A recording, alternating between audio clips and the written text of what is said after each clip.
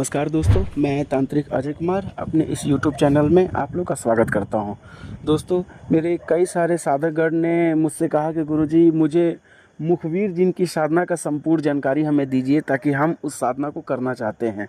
तो किसी भी व्यक्ति को अगर मुखबिर जिन की साधना करनी होगी, आप हमारे नीचे दिए हुए नंबरों पे कॉल करके आप हमसे बात कर सकते हैं और वीडियो को बिना स्किप किए ध्यान से सुने ताकि आप लोगों को भी पता चलेगा कि मुखबिर जिन की साधना कैसे किया जाता है और उसको कैसे हासिल किया जा सकता है और उस शक्ति से क्या काम लिया जा सकता है। तो बने रहें हमारे साथ और वीडियो को कंटिन्यू करते हैं आगे और आप लोग ध्यान से सुने कैसे साधना करना है। सबसे पहले साधना का पूरी अच्छी तरीके से अपने गुरु से या फिर हमसे, किसी से भी, अगर आपके पास कोई गुरु है तो आप उस गुरु से भी आप अपने गुरु जी से ये साधना ले सकते हैं या फिर हमसे भी ले सकते हैं। और साधना में जितनी भी सामग्रियाँ हैं उस सामग्री को आपको मार्केट से कलेक्ट करना है।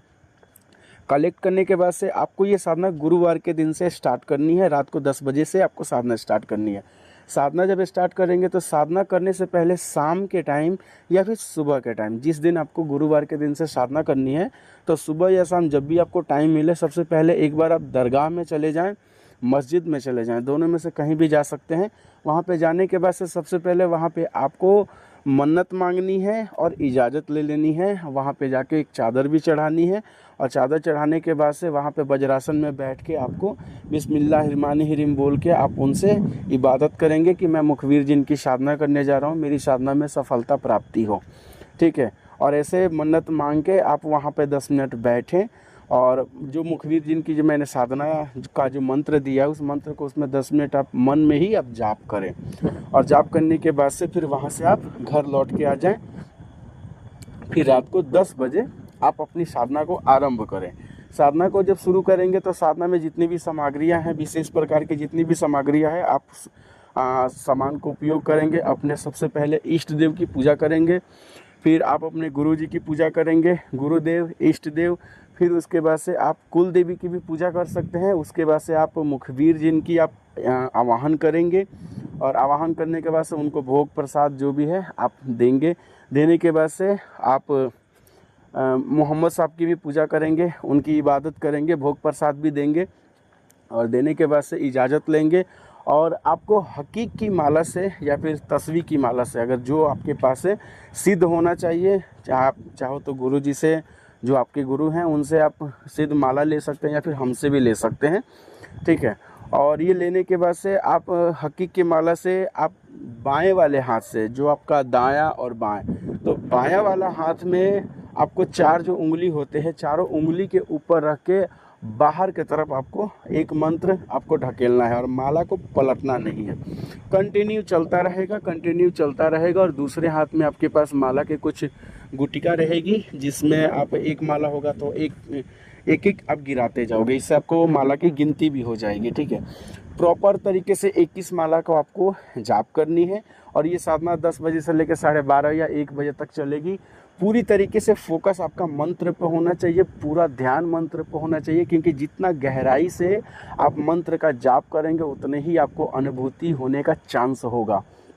क्योंकि हाँ, ये चीज़ है कि साधना जहाँ करेंगे वहाँ पे शोर वगैरह नहीं होना चाहिए, शांति होना चाहिए। रात में 10 बजे अगर आप साधना करते हैं तो बगल में डीजे वगैरह बजे या फिर कोई हल्ला कर रहा है, चिल्ला रहा है, तो फिर आपका साधना सफल नहीं होगा। शांति होगा तो आप महसूस कर पाएंगे कि आप साधना जो कर रहे हैं उसमें आपको एक्सपीरियंस जो है, अनुभव आपको हो रहे हैं। ठीक है। इस तरीके से आपको साधना करनी है। ठीक है। जब साधना आपका कंप्लीट होगा, 7 से 8 दिन या फिर 11 दिन ये साधना चलती है। जब साधना आपका कंप्लीट होगा तो शक्ति, जब मुखबिर जिन आपके सामने खड़ा होगा तो उसका हाथ पकड़ के आप चाहो तो बड़े भाई के रूप में, मित्र के रूप में आप उसको साधना कर सकते हैं।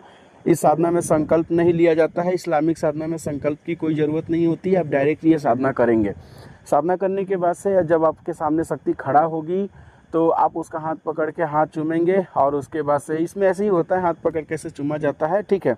ये प्रणाम नहीं किया जाता है, हाथ नहीं जोड़े जाते हैं। ऐसे करके फिर उसके बाद से आप उन्हें बैठने के लिए बोलेंगे, जो भी है भोग प्रसाद आप उन्हें देंगे। फिर उसके बाद से आप उनसे बातें करेंगे और अपनी जो भी परेशानियां हैं आप अपनी परेशानी को बताएंगे। उनसे दोस्ती करने के लिए आप बोलेंगे और आप उनसे 3 वचन लेके वचनों में बांधेंगे और वचन लेकर फिर उसके बाद से आप उन शक्ति से अपने साथ रख के आप उनसे काम ले सकते हैं। अब रहा बात शक्ति से क्या काम लिया जाता है। काफ़ी लोग मुझसे पूछते हैं कि गुरुजी हाँ, ये शक्ति क्या क्या काम करेगी।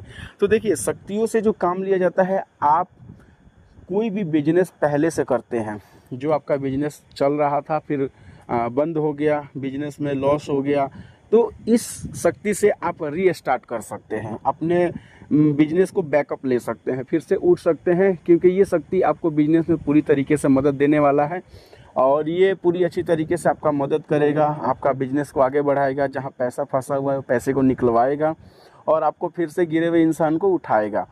कोई भी शक्ति धन दौलत ला कर नहीं देता है, पैसा ला कर नहीं देता है, और हम ना ही मांगे तो ज़्यादा अच्छा है। अगर हमारे पास बुद्धि ज्ञान है तो हम शक्ति के माध्यम से बिजनेस करके, काम करके, चमत्कार दिखा के हम जीवन में आगे बढ़ सकते हैं, धन दौलत कमा सकते हैं। शक्तियों से पैसे मांगने वाला आदमी शक्ति यही समझता है ना कि यार ये कैसा आदमी है, ये मेरे से डायरेक्ट पैसा मांगता है, इसका मतलब इसके अंदर आलसपन और लालचपन सबसे ज़्यादा है, उसके पास शक्ति ज़्यादा दिन तक टिकती नहीं है। अगर आप उसका अच्छी तरीके से ख्याल रखोगे और मालिक बन के रहोगे तो शक्ति परमानेंट आपके साथ रहेगा। मालिक बनना सबसे ज़्यादा ज़रूरी है, क्योंकि मालिक बनने के लिए आपके अंदर मालिक वाला हुनर होना चाहिए, तब जाके कोई भी शक्ति आपका बात सुनती है और आपके साथ रहती है। तो किसी भी व्यक्ति को अगर मुखबिर जिन की साधना करनी होगी तो आप हमारे नीचे दिए हुए नंबरों पे कॉल करके आप हमसे बात कर सकते हैं और इसकी साधना अच्छी तरीके से करके, सिद्ध करके आप इससे लाभ उठा सकते हैं और आप अपना और अपने परिवार का भला कर सकते हैं और जन कल्याण भी कर सकते हैं। ठीक है दोस्तों, मिलते हैं अगले वीडियो में।